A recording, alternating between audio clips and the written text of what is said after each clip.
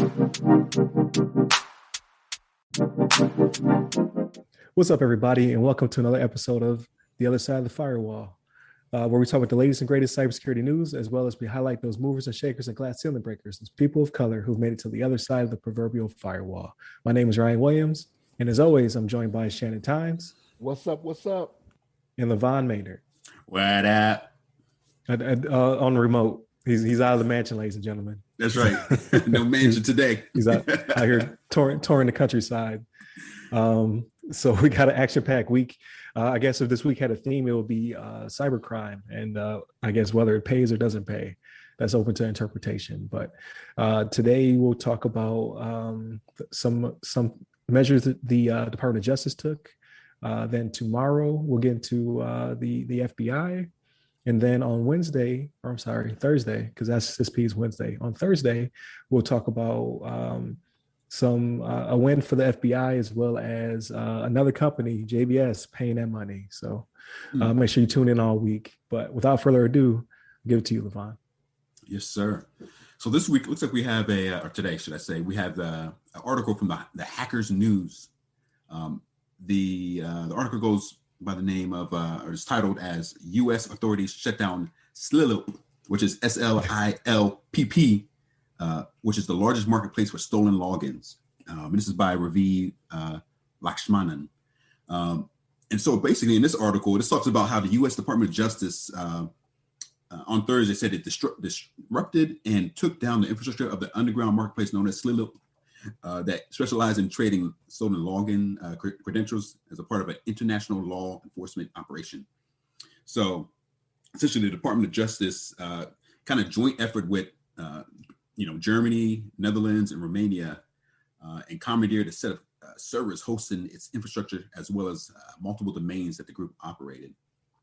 So in this Slilpp, which is just a crazy term for the organization, they had basically like a marketplace where people can go in there and purchase like stolen login accounts belonging to at least 1,400 companies worldwide, and they offering for sale more than 80 million plundered usernames and passwords for bank accounts, online payment accounts, mobile phone accounts, retailer accounts, and other online accounts, which were abused to conduct unauthorized transactions, such as wire transfers from related accounts.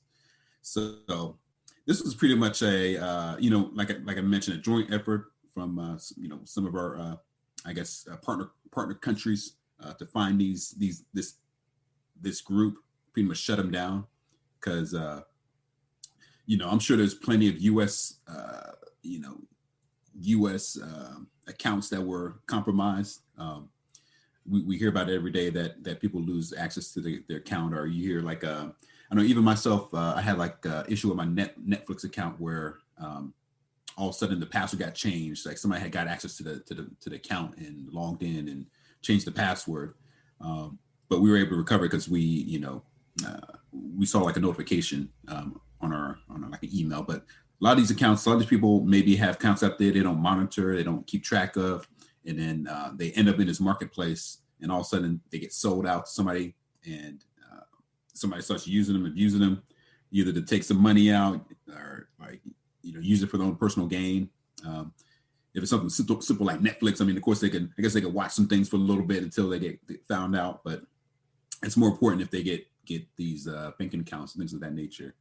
But it looks like, the article continues to say something to the effect that the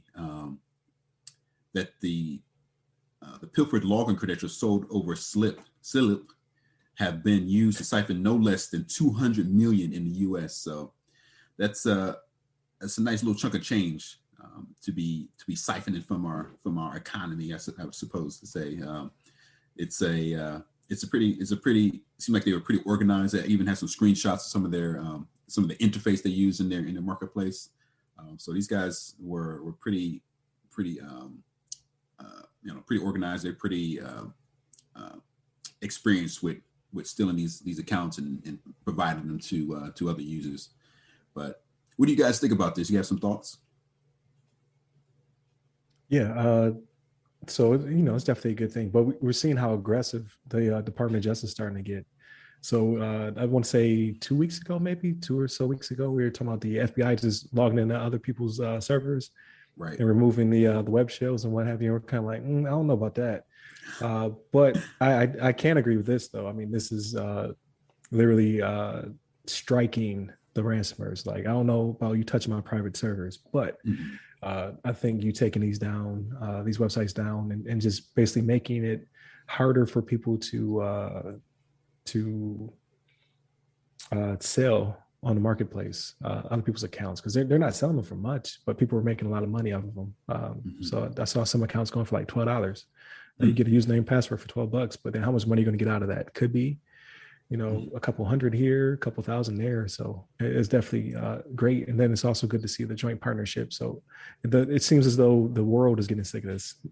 So you see a lot of collaborations, which we'll talk about throughout the week as well. Just trying to shut these things down. So I will lead the week off by saying that it's looking like it's less and less profitable to be on the hacker side. But as we go through the week, that may change. But what about you, Shannon? So here's the thing. I'm going to say this. I know how it's going to sound, but this may be a good thing that came out of COVID. Okay. And here's why I say this, right? So this was established Slilpp was established in 2012, right? So you had President Obama's DOJ, you had President Trump's DOJ. Now we're into President Biden's DOJ before something actually happened. And they went out and took care of this problem. Now, did they take care of this problem because those idle hands were getting rich, right?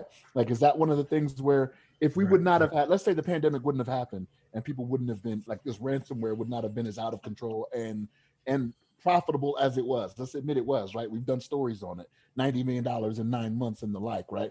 This one, right, 200 million or whatever it was. But so is it that we finally just got tired of it because we got tired of it, or because the idle hands doing the work of the devil forced our hand, right? Like which one is it? You know what I'm saying? Because again, it went from 2012. Now in this current administration, we're seeing them sink money into cybersecurity, $1 billion at least, right? And I know that is only going to get higher. Could it have been the SolarWinds? Was the SolarWinds attack the one that sparked it back in November or December, I think it was? Yes. 2020? Yeah. So was it the SolarWinds attack that was finally like, okay, we definitely got to do something about this because, of how far reaching it was. But I'm not going to say I'm against this, right? Like you had your story about your Netflix account, LeVon. I had a Buffalo Wild Wings about a month ago. Like all of a sudden I started getting these emails where my points were getting used up. And I was like, wait a minute, I'm not eating no Buffalo Wild Wings. Right. What's going on? It took me a little while. I got a big family here that I feed, so I accumulate a lot of points when we do decide to do that. You know what I mean? So I started seeing these emails.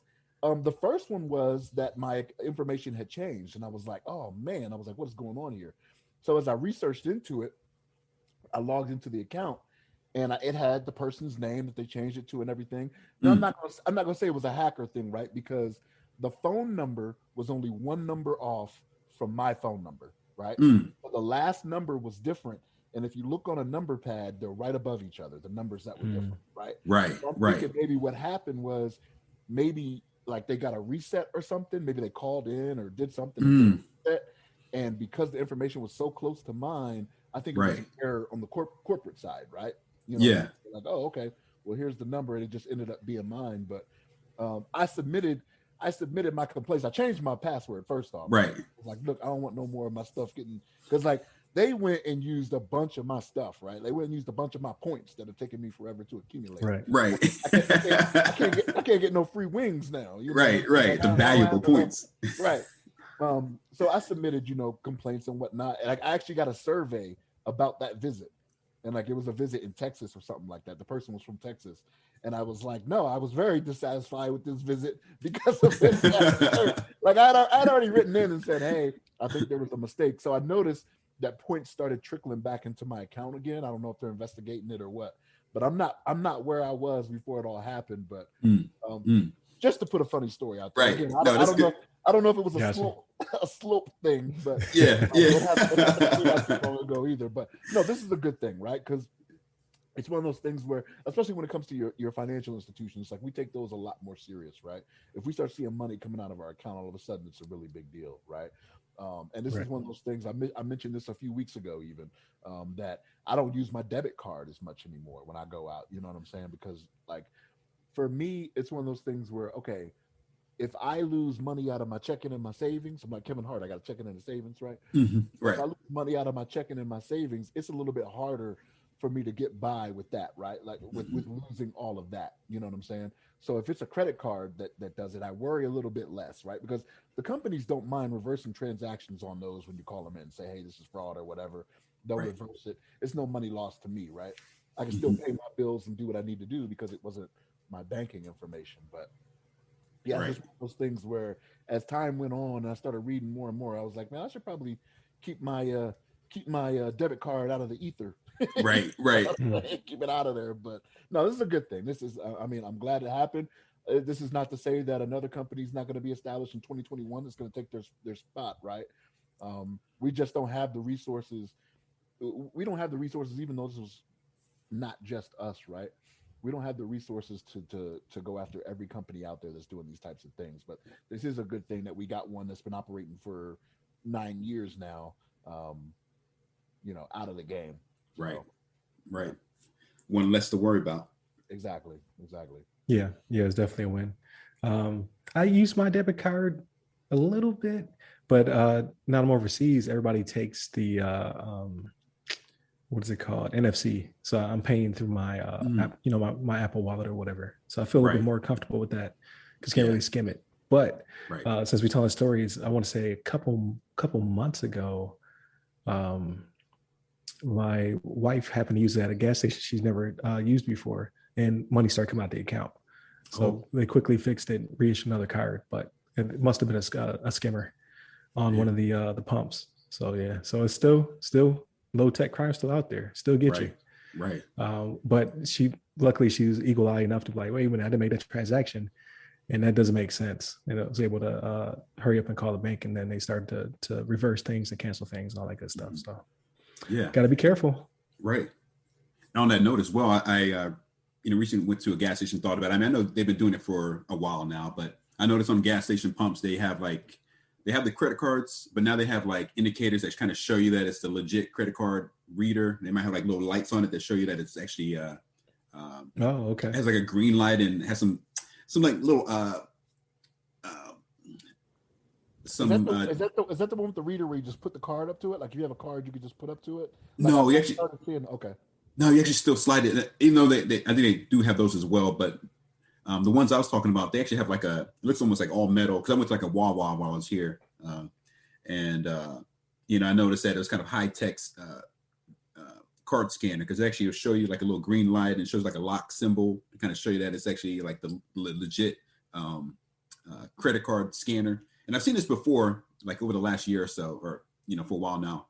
But I think it's becoming a thing where they're trying to make sure that they don't have like kind of janky looking card readers that are just kind of like like pretty much like the skimmers be using, because they just put like something on top of the card reader that's already there, and so that you swipe it and give you it gets your credit card information. But now they have like a legit looking like scan like scanner, swiper, or whatever. And it has like a lock symbol on it. It has like a green indicator that shows you that it's like it's in good status, and some other stuff. So it's kind of like they're trying to help prevent that from happening in the future. I guess some of the gas stations are kind of getting wise. So I guess it depends on which gas station you go to. I'm sure some of the ones that are like less developed or something that are still kind of like the mom and pop shops that they may not have those updated like scanners. But at least the Wawa I went to was pretty legit. So it kind of makes you feel a little bit more comfortable about using your card there. And Wawa's a major chain, you know what I mean? Yeah. So like they're one of the ones that can invest that money into it. But like you said, with the mom and pop places, it's kind of like, right. You gotta hope it's still good. Right. Those places that still have the gas stations that have the rolling. Yeah. Right. rolling numbers on them, you know what I mean? Yeah. Right. Exactly. You might find one or two of those out in the more rural areas. You know what I mean? Right. Right. Yeah, I gotta try to find it. True. I gotta try to find a picture of it. I'll send you guys if I can get one. But it looks it's pretty legit. It definitely helps you feel better about putting your card in there. and the scanner. Okay. Yeah, definitely. I definitely like to check it out because our Wawa, well, I've been gone for a little bit though, so I might come back home and we got it too. But yeah, it's definitely a good thing. It's going to be a trend for the rest of the week. So please continue to tune in to the show. Tomorrow, we're going to discuss some FBI tactics that are pretty hilarious, unless you're a criminal who got arrested due to it. And then later on in the week, we're going to talk about the pipeline and JBS and just people paying ransoms, and then some are recovered and some are not. So we'll get into that. But stay tuned. Hit us up on the website, www.theothersideofthefirewall.com, where you get to our social media. Like I said, like, share, subscribe, and then you can hit me up personally at RyRy Security Guy. That's RYRY Security Guy on Clubhouse, LinkedIn, Twitter, and TikTok. And you, LeVon? Or you can hit me up on the Twitters at LeVon Maynard. There it is. Stay safe, stay secure. Take care.